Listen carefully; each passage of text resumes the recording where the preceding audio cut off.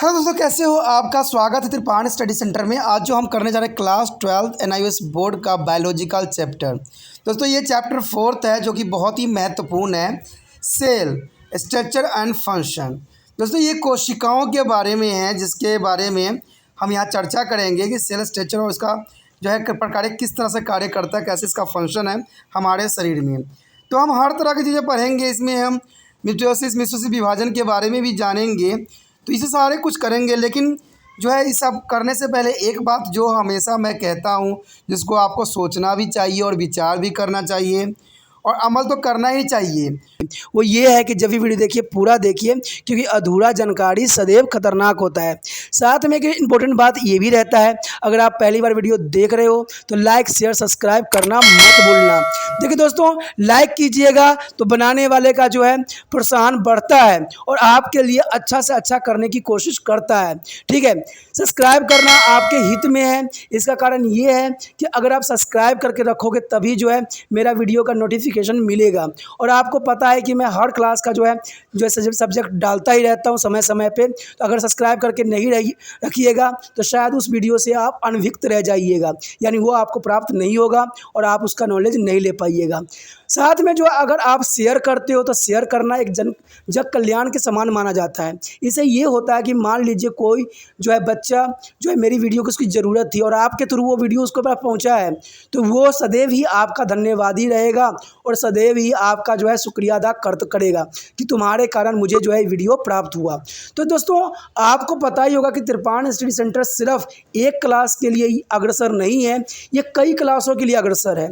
जैसे 8th 9th 10th 11th 12th CBSE के सारे चैप्टरों को कवर करेगा समय के साथ। प्लस जो है एनआईओएस बोर्ड का 10th+2 को भी कवर करता है, सभी सब्जेक्टों का। प्लस जो है बीए पंजाब यूनिवर्सिटी का जो है फर्स्ट सेमेस्टर से लेकर 6th सेमेस्टर तक 8 सब्जेक्टों को कवर करता है। प्लस जो है एमए के जो है बच्चे ऑन डिमांड जो मुझे करते हैं कमेंट, उनके लिए भी त्रिपाण स्टडी सेंटर जो है अग्रसर है। देखिए दोस्तों, त्रिपाण स्टडी सेंटर इतना बड़ा है, विस्तृत है, तो आपको अभी जो है लाइक शेयर सब्सक्राइब कीजिए और अपने दोस्तों के साथ बांटिए। ठीक है, तो भूलिए मत, ये करना आपका फ़र्ज़ है और मेरा कार्य करना है आपको टॉपिक लेके चलना है। देखिए आज देखते हैं हमारा आज टॉपिक क्या है। Our next topic is nucleus, the hereditary organelles. Friend, nucleus is an important topic for the organism. The general structure of the nucleus. It is the largest organelle. Is the clear when to the cell is not be dividing and is staining deeply. It is mostly spherical. WBC has a labeled nuclei. It is mostly one is each cells unicellulate, as some cells have a many nuclei, multicellulate, and double-layered nucleus membranes having fine nuclear pores and enclosed nucleoplasma, and which contain the containing networks and the nuclei. What is the function of the nucleus? The function of the nucleus is the function to maintain the cell is the working order. They coordinate their activity of other cells organs and take care of the repair work. They participate directly in a cell division to provide to genetically identically daughter cells. The division is called mitosis cell division. They participate in the production of the meiosis gamete and meiospore through the another types of cell divisions called mitosis cell division. The part of nucleus are given here. The first is a nuclear membrane. The nuclear membrane is a double layer membrane is a interruptured by large number of nuclear pores. The membrane is made up to the lipids and protein like a plasma membrane and has a ribosome attached on their outer membranes, which make the outer membranes rough. Therefore, allow to the transport of large molecules and out of nuclei, and their membranes keep the heredity and materials in a contact with the rest of the cell. And the chromatin within their nuclear membranes there is a jelly-like substance. Is a carolymphos or nucleoplasma rich in a protein.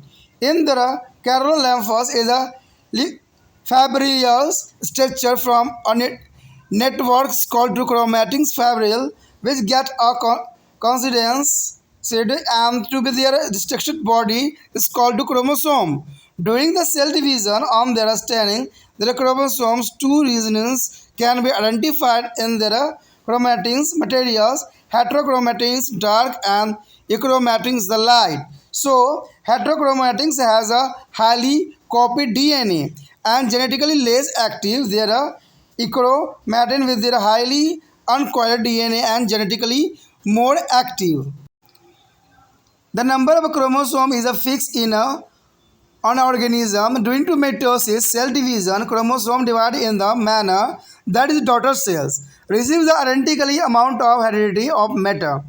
When there is a nucleus, is a membraneless is a sporoidal body present in all eukaryotic cells except in the sperm in some algae. Spermos is a some algae. There is a number varies from 1 to few. There stand uniformly and deeply. It has a DNA, RNA, and proteins. The storehouse of the RNA and proteins it is disappear during the earlier phase of cell cycle and reappear after the telophase in the newly formed daughter nuclei. Here, they regulate the synthesis activity of the nucleus, and the nucleus and the cytoplasm are interdependent, and this process is equal to the nucleus cytoplasma interaction. दोस्तों हमारे समक्ष जो है केंद्रक, देखिए केंद्रक क्या होती है। कहते हैं किसी भी जीव को बने रहने के लिए न्यूक्लियस बहुत ही इम्पोर्टेंट है। आपने किसी भी जीव को देखे होंगे तो उसमें जो है न्यूक्लियस यानी केंद्रक जरूर लिखा होगा। आखिर केंद्रक क्या काम करता है, केंद्रक का क्या महत्व है। कहते हैं हर चीज़ों को जानना जो है एक बायोलॉजिकल स्टूडेंट के लिए अत्यंत महत्वपूर्ण है, क्योंकि आगे चल के उनको जो है पीएमटी एग्ज़ाम भी देना पड़ता है जो कि काफ़ी महत्वपूर्ण होता है। तो उसमें ऐसे ही क्वेश्चन पूछे जाते हैं।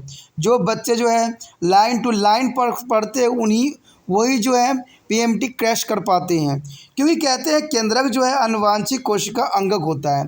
इसका मतलब है कि इसमें अनुवांशिक सारी इन्फॉर्मेशन न्यूक्लियस में प्रेजेंट होगी, यानी केंद्रक में जो है सारी इन्फॉर्मेशन अवश्य होगी। कहते हैं केंद्रक की सामान्य संरचना होती है, ये संरचना अत्यंत महत्वपूर्ण जो है रोल अदा करता है। ये सबसे बड़े आकार की कोशिका अंगक होते हैं और कोशिका जब विभाजन नहीं कर रही होती है तब ये स्पष्ट रूप से दिखाई देता है, यानी कोशिका जब विभाजन नहीं होती है तब जाके ये जो है दिखता है। कहते हैं रंजक में रंगने पर गहरा रंग धारण करता है, अधिकतर जो है गोलाकार होता है। अश्वेत रुधिर कोशिकाओं का केंद्रक जो है पॉलीयूथेनोवेल्ट होता है जो कि महत्वपूर्ण इसको बनाता है। कहते हैं प्रत्येक कोशिका में अधिकांशतः केवल एक ही केंद्रक होता है, यानी यूनिकेल्युलेट जो होती है एक केंद्रकीय होती है, लेकिन कुछ कोशिकाओं में एक से अधिक केंद्रक हो सकते हैं, जैसे कि बहुकेंद्रकीय यानी मल्टी न्यूक्लिएट। प्रत्येक यानी देखिए प्रत्येक कोशिका में अधिकांश केवल एक ही केंद्रक होता है, यानी यूनिकेल्युलेट यानी एक केंद्रीय। इन कुछ कोशिकाओं में एक से अधिक केंद्रक हो सकते हैं।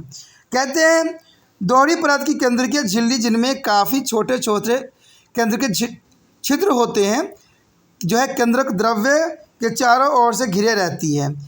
केंद्रक द्रव्य में जो है क्रोमैटिन्स जालक और एक केंद्र के यूक्रोसोल्स होते हैं जो कि महत्वपूर्ण बनाता है। अब सबसे पहले तो यही बात आता है कि इसका कार्य क्या होता है किसी भी सेल्स के अंदर।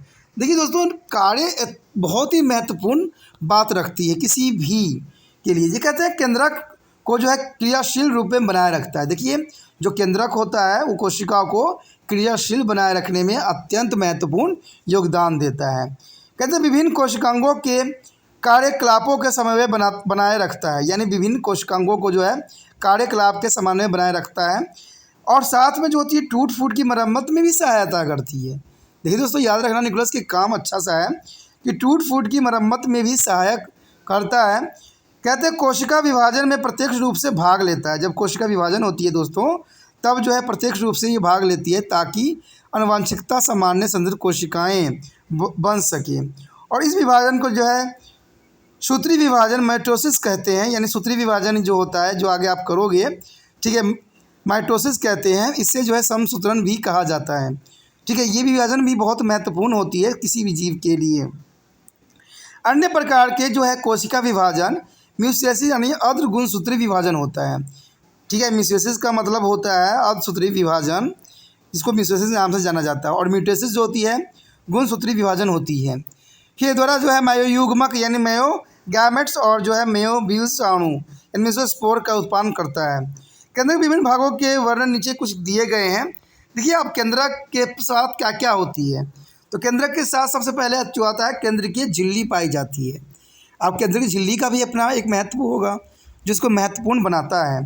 केंद्र की झिल्ली जो होती है दोहरी परत की झिल्ली होती है, जिसमें बड़ी संख्या में जो है केंद्र का झिल्ली मौजूद होती है, यानी बहुत संख्या में जो होती है केंद्र की झिल्ली मौजूद होती है। प्लाज्मा झिल्ली की भांति जो है लिपिड और प्रोटीन से मिलकर बनी होती है। किससे बनी होती है दोस्तों? प्लाज्मा झिल्ली जो होती है और लिपिड और प्रोटीन की बनी होती है। इसकी बाहरी झिल्ली के ऊपर जो है राइबोसोम लगे रहते हैं, जिनके कारण बाहरी परत जो होती है खुरदुरी सी महसूस होती है। यानी जो इसकी बाहरी परत होती है वो कोशिका झिल्ली की वो खुरदुरी सी महसूस होती है। कहते हैं छिद्र बड़े अणुओं को केंद्रक के भीतर बाहर आने और ले जाने का कार्य करता है। यानी छिद्र बड़े अणुओं को केंद्र के भीतर बाहर लाने ले जाने का कार्य करता है। और जो है झिल्लियों आनुवांशिक पदार्थ का शेष कोशिकाओं को संपर्क भी बनाए रखता है। यानी झिल्लियों को क्या करता है दोस्तों? आनुवांशिक पदार्थ का शेष कोशिकाओं से संपर्क बनाए रखने में अपना महत्वपूर्ण योगदान देता है। उसके पश्चात है क्रोमोटीन। कहते हैं क्रोमोटीन का भी अपना एक महत्वपूर्ण कार्य होता है। कहते हैं केंद्र के झिल्ली के अंदर एक जेली सब्ज पदार्थ केंद्रक रस यानी कैरियोसोल फिल केंद्रक द्रव्य जिसको निक्लोप्लाज्मा पाया जाता है, जिसमें प्रोटीन प्रचुर मात्रा में पाई जाती है।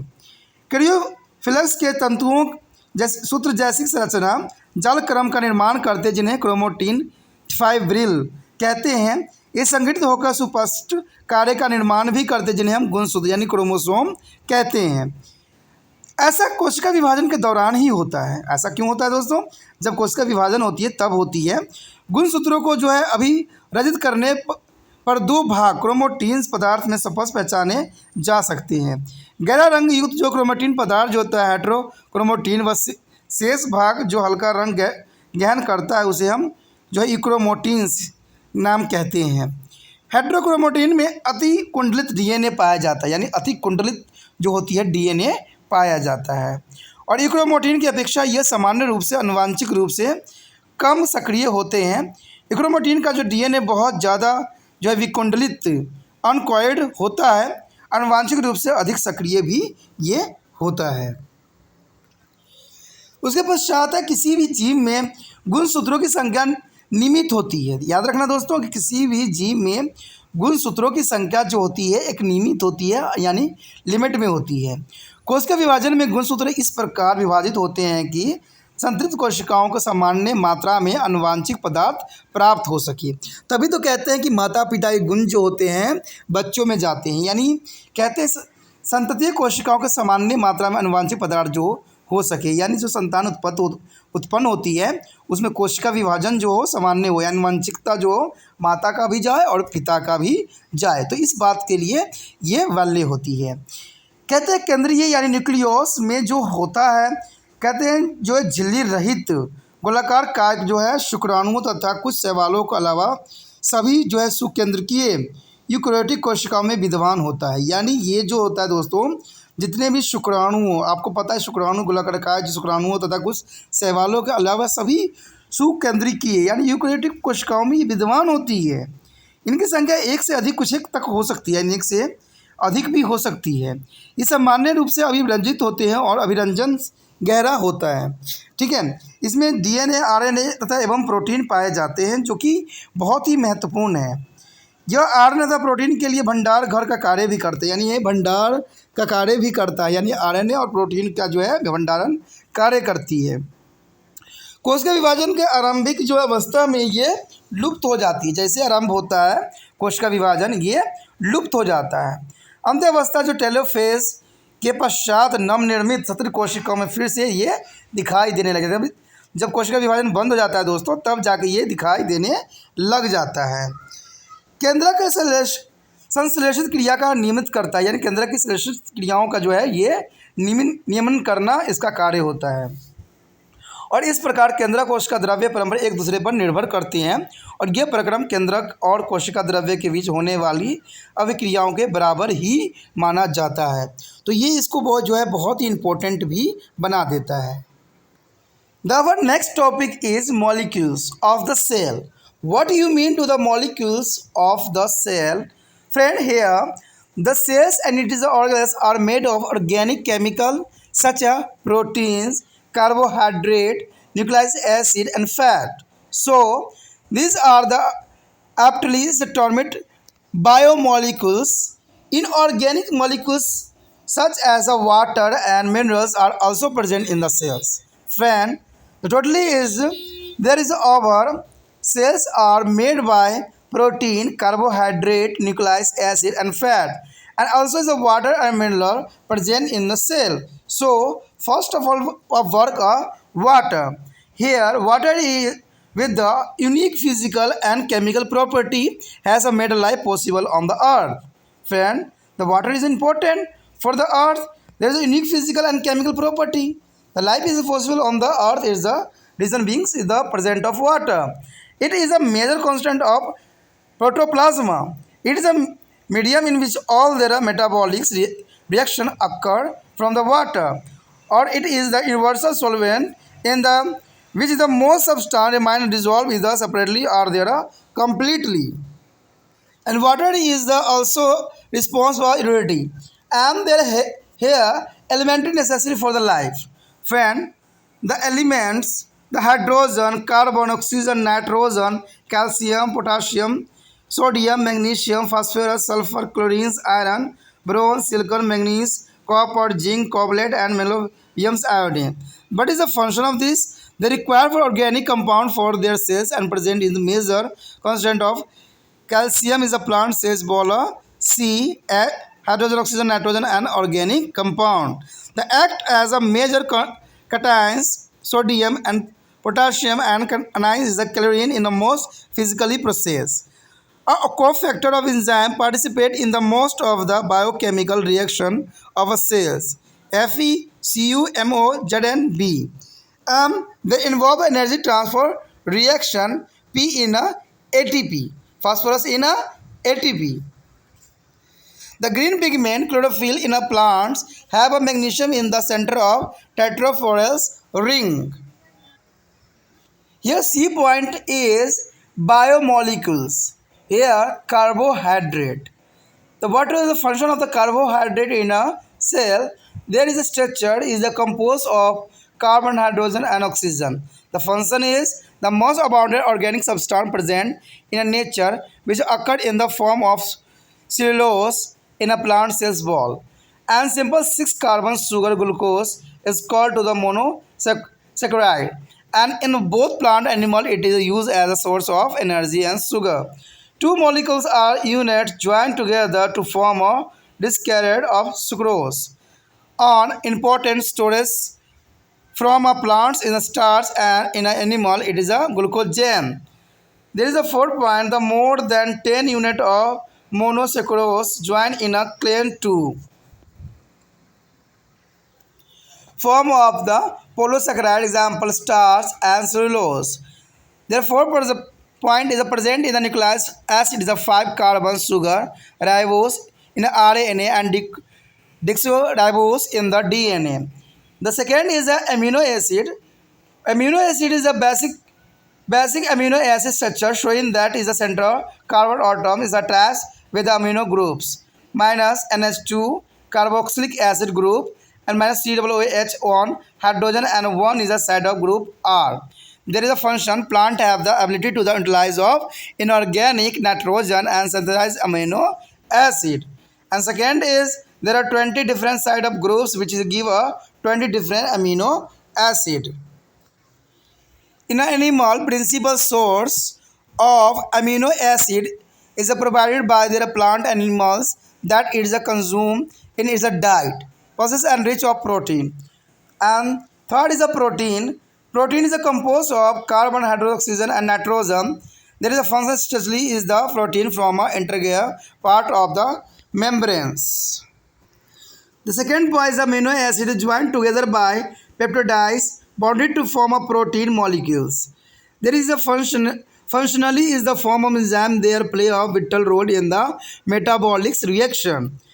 And 20 different amino acids make a numerous simple and complex protein. There is a synthesis of DNA is regulated by protein enzyme. And based on the complexity of their structure, the protein can have a primary, secondary, tertiary, and quaternary structure. There is a protein are so important that nucleic acid directly regulate the protein synthesis. And fifth point is when two protein exit with their other molecules, they are known as the conjugated protein. So, example glucoproteins, lipoprotein, and chromoprotein. And fourth is a nucleic acid. Here they are two types, deoxyribose nucleic acid DNA and ribose nucleic acid means RNA. The full form of DNA is a deoxyribose nucleic acid and RNA is a ribose nucleic acid. There is a function is the DNA is the main genetics material for the almost all organism except contain a virus. Friend, here's a note include a virus for this category. They are long chain polymers as a composed by units called to nucleides as a periodized adenines and glutamines and pyridinines and thymines, cytosine and the nucleides. Their DNA part. Their RNA molecules are involved in the information transfer and protein synthesis and the RNA act of genetic materials. Some virus as a TMV, tobacco mosaico virus, is there a form of RNA present. The each nucleus has a pentose sugar nitrogen base on phosphate group. The DNA has one oxygen less, it is a sugar molecules. The fifth point is lipids. The composed of carbon, hydrogen, oxygen amount of oxygen is very less. So function due to their low oxygen content and the higher number of carbon hydrogen bonding, they store high amount of energy and release more energy during their oxidations. And second, they are a synthesis from a fatty acid and glycerol. Simply lipid is called to the glyceroside. There is the second, a molecules of fat can carry twice as much energy from the carbohydrate. And the fat can be saturated and unsaturated. Here's a phospholipid are important component of cell membranes. The fat are solid at the room temperatures.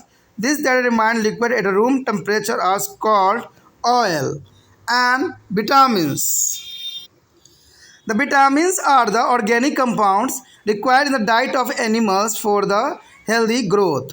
And vitamin form a functions. The vitamins form a plant and stimulate nutrient in animal diet and animals cannot be synthesized such a compounds.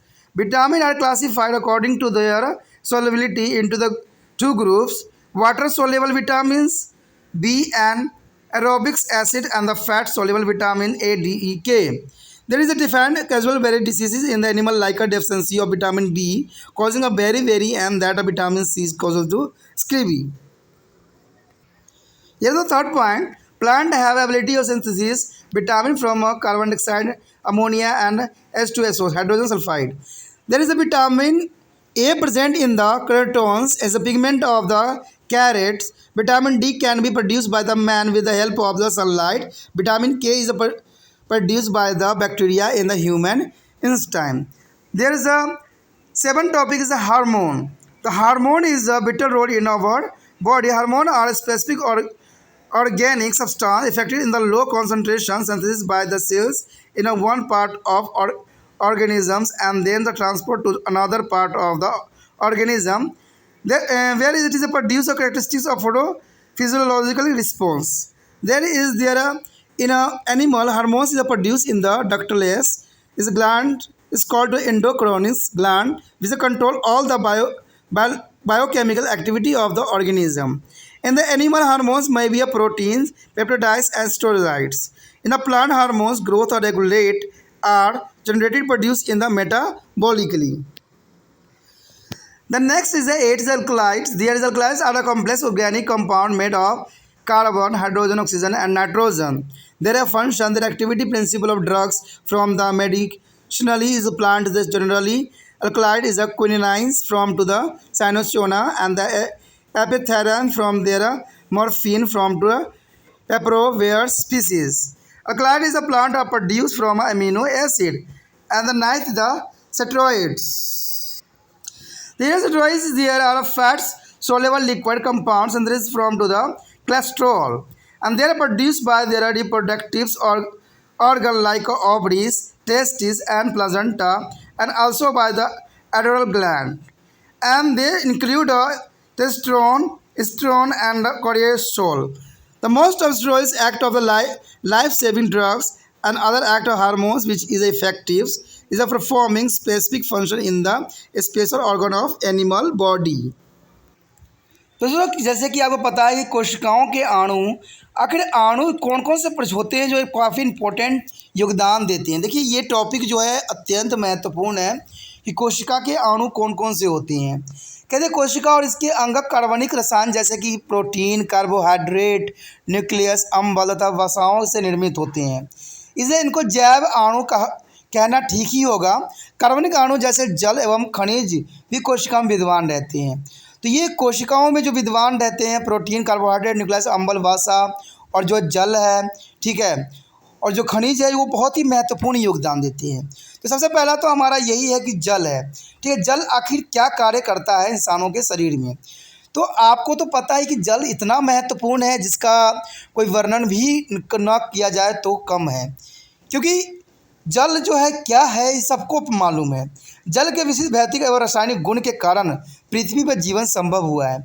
अगर शायद जल न होता तो शायद जो पृथ्वी पर जीवन संभव हुआ है वो भी न हो पाता। यह जीव द्रव्य यानी प्रोटोप्लाज्मा का एक प्रमुख अवयव है, यानी ये जो है जीव द्रव्य के जो प्लाज्मा है इसका मुख्य अवयव इसी को माना गया है, जल को ही माना गया है, ठीक है। कहते हैं यह एक माध्यम है जिसमें कई उपचार अभिक्रिया संपन्न होती है, यानी आपको पता है कि हमारे बॉडी में भी जो है 75% जो है वाटर की तरल पदार्थ ही मौजूद होते हैं। यह सर्वाधिक विलेय है जिसमें अधिकतम पदार्थ पुण्य अथवा संतुलित घुल जाते हैं, यानी जो भी पदार्थ हो जल में जो है आसानी से घुल जाते हैं। यह कोशिकाओं के स्मृति यानी इम्यूनिटी के लिए उत्तरदायी होती हैं, तो ये काफ़ी महत्वपूर्ण भी इसको बनाता है। अब हमारे समक्ष जो है खनिजों के लिए आवश्यक तत्व कौन कौन से हैं। देखिए जैसे कि आपने खनिज के लिए पढ़ा है, खनिज में जो होती है hydrogen, carbon, oxygen, nitrogen, calcium, potassium, sodium, magnesium, phosphorus, sulphur, chlorines, लोहा, बोरोन, सिलिकॉन, मैग्नीशियम, तांबा, जस्त, कोबाल्ट और मेलिवोडिनियम्स, आयोडीन। तो सारे के सारे चीज़ें तत्व जो है हमारे शरीर के लिए अत्यंत महत्वपूर्ण माना जाता है। अब सबसे पहले जो है हम तत्व और इसके कार्य के बारे में पढ़ेंगे कि आखिर इनका हमारे शरीर में क्या कार्य है। तो कार्य क्या है दोस्तों, देखिए कोशिकाओं को जो है कार्बनिक यौगिक के लिए आवश्यक और मुख्य अवयव के रूप में विद्यमान होती है। कैल्शियम पादप कोशिका भित्ति कार्बन, हाइड्रोजन, ऑक्सीजन, नाइट्रोजन कार्बनिक यौगिक के रूप में उपस्थित होती है। शरीर क्रियात्मक जो है प्रकमों से प्रमुख धमनियों में सोडियम और पोटाशियम वे ऋणात्मक क्लोरीन की भांति कार्य करते हैं।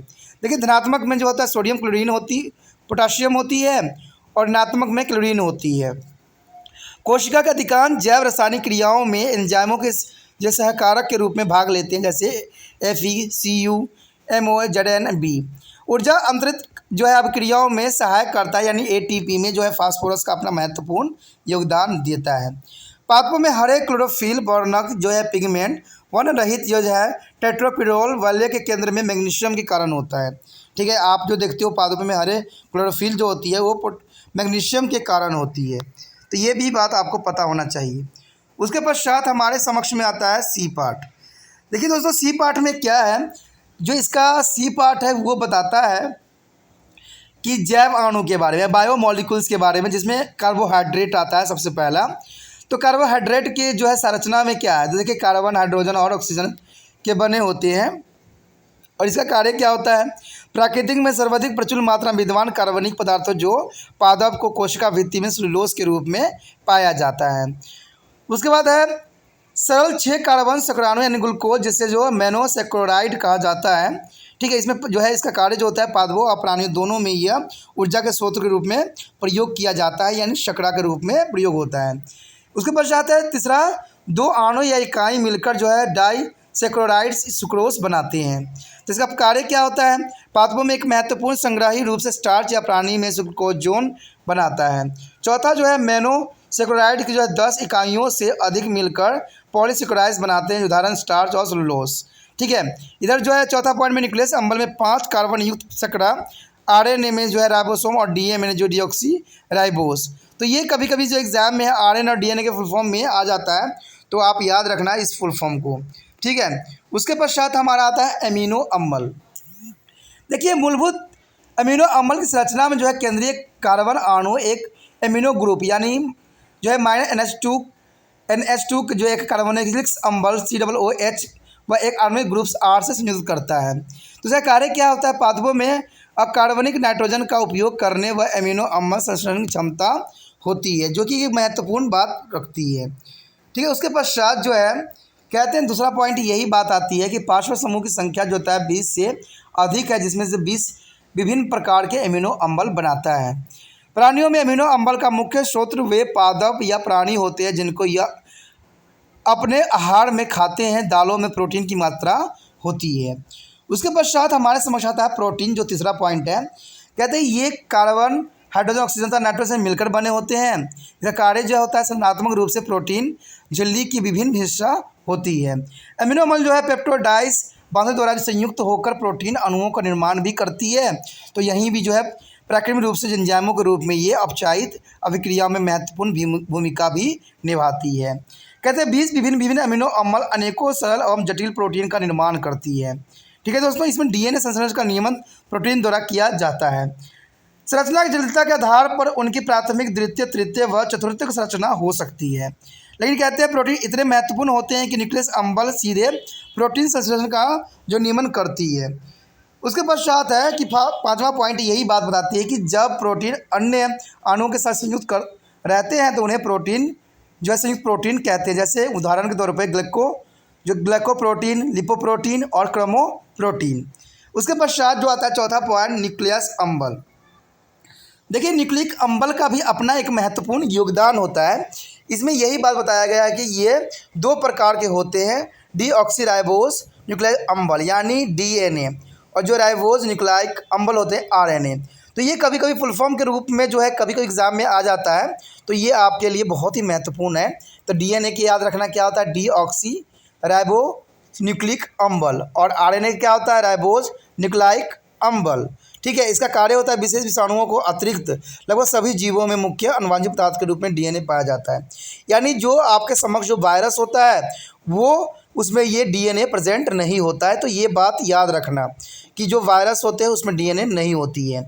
ये न्यूक्लियस इकाइयों की लंबी श्रृंखला बहुलक यानी पोलोमर्स हैं, जैसे कि प्यूरिन्स, एरोनिन्स एंड ग्वालिन एंड पैरोमीडियंस, जैसे थायमिन्स, साइटोसाइन और यूरेसियस। देखिए, ये जो होता है डीएनए के जब हम लीगल स्ट्रक्चर देखते हैं ना, तो इसमें आपस में ज्वाइंट करने के लिए इन्हीं चीज़ों का जो है उपयोग किया जाता है। कहते हैं आरएनए अणु इस रचना जो है सूचना या हस्तांतरण में प्रोटीन संश्लेषण में मदद करते हैं तथा कुछ विषाणु जैसे तम्बाकू मोज़ाइको वायरस यानी TMV यानी टमाको मोज़ाइको वायरस में जो है आरएनए आनुवांशिक द्रव्य का कार्य करता है। तो याद रखना कि TMV का फुल फॉर्म जो है तम्बाकू मोज़ाइको विषाणु, तो ये याद रखना बहुत जरूरी है, टमाको मोज़ाइको वायरस। ठीक है, ये जो है प्रत्येक न्यूक्लियस में जो है प्रोटोस, शर्करा, नाइट्रोजन बेस और फॉस्फोरस ग्रुप होते हैं। और कहते हैं कि ये डीएनए में इनके शर्करा अणुओं में एक ऑक्सीजन, ठीक है, ऑक्सीजन कम होती है। उसके पश्चात हमारे समझ आता है लिपिड। कहते हैं लिपिड जो होती है कार्बन, हाइड्रोजन, ऑक्सीजन के बने होते हैं और ऑक्सीजन की मात्रा अति न्यून होती है। ठीक है, इसमें जो होता है अल्प ऑक्सीजन मात्रा के कारण और जो है कार्बन हाइड्रोजन बंधों की अधिक संख्या ऑक्सीकरण के दौरान ऊर्जा संग्रह तथा विभोजन दोनों को अधिक मात्रा में करते हैं। ये वसा अम्लों और ग्लिसरॉल के संश्लेषित किया जाता है, जिसे सरल लिपिड को ग्लिसरॉल कहा जाता है। वसा का एक अणु एक कार्बोहाइड्रेट के अणुओं से 2 गुनी ज़्यादा ऊर्जा प्रदान भी करता है। ठीक है, कहते हैं वसाएँ संतृप्त और असंतृप्त हो सकती है। देखिए, वसा जो होती है संतृप्त असंतृप्त दोनों हो सकती है, यानी सैचुरेट अनसैचुरेट दोनों फॉर्म में प्रेजेंट होती है। इसमें जो कहा गया है कि फास्फोलिपिड्स कोशिका झिल्ली में महत्वपूर्ण अवयव होते हैं। उसके पश्चात जो है इसमें वसा कमरे के ताप पर ठोस रहती है जो वसा कमरे के ताप पर द्रव्य अवस्था में रहते हैं उन्हें हम तेल कहा जाता है। देखिए वसा जो सदैव होती है वो ठोस अवस्था में होती है, याद रखना। लेकिन जो वसा जो होती है तापमान पे जो है कमरे के तापमान पे ठोस नहीं होती है, वो तेल होती है जो ओरिजिनल होती है। अगर कोई जो है ठोस अवस्था में चली जाती है तो याद रखना वो मानव की जो है भाषाओं को जो है एनिमल के भाषा से बनाया गया, यानी किसी भी एनिमल से बनाया गया हो सकता है। उसके पश्चात 6वां पॉइंट है विटामिन।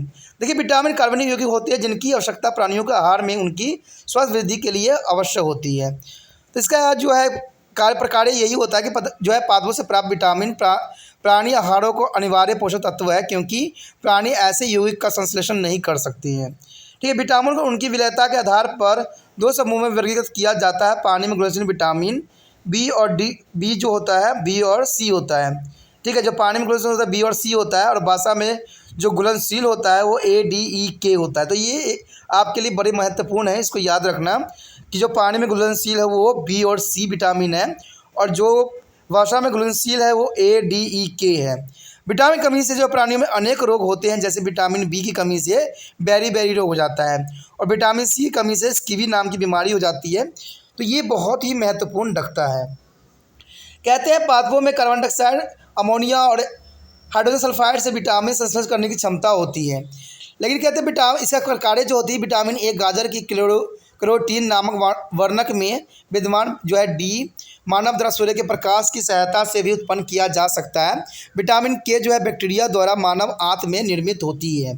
ठीक है, उसके पश्चात हार्मोन है। हार्मोन तो आपको पता ही है कि इंसानों के लिए बहुत ही या किसी भी जीव के लिए बहुत ही महत्वपूर्ण अदा करता है हार्मोन विभिन्न विशिष्ट कार्बनिक पदार्थ होते हैं जो कि कम जो है सांद्रता में प्रभावित होते हैं। कोशिकाओं द्वारा इनके संश्लेषण जीवन के एक भाग में होते हैं और तदुपरांत के जो है जीव के दूसरे भाग में भेजे जाते हैं। यहाँ से कई विशिष्ट जो शरीर क्रियात्मक अनुक्रिया करती है। प्राणियों में जिनका वहीन ग्रंथि जिसे अंतस्वायत्त ग्रंथि भी कहते हैं हार्मोन उत्पन्न होते हैं, और वे प्राणियों की सभी जैव रासायनिक क्रियाओं को नियंत्रित भी करती है। प्राणी में हार्मोन प्रोटीन, पोटास और स्टेरॉइड्स हो सकते हैं। कहते हैं पादप में जो है हार्मोन वृद्धि न्यायिक सामान्यतः उपचारीय तौर पर सक्रिय कोशिकाओं में उत्पन्न होते हैं एवं संपूर्ण पादप की वनस्पतिक एवं नृत्य वृद्धियों को नियंत्रण भी करती है। पादपों में प्रोटीन हार्मोन्स नहीं होते हैं। उसके बाद एल्कोलाइड्स होते हैं। एल्कोलाइड जो है कार्बन, हाइड्रोजन, ऑक्सीजन पर नाइट्रोजन से निर्मित जटिल कार्बनिक यौगिक होते हैं। कहते हैं इनका कार्य जो होती है औषधि पादपों में प्राप्त औषधियों के सक्रिय घटक एक्टिव प्रिंसिपल सामान्यतः एल्कोलाइड्स होते हैं। उदाहरण कुकेन, सिनकोना पादप से एफ्रोडाइस, एफ्राडा तथा माफ्रिन पेवर्स जाति पॉपस के पौधे से पाया जाता है।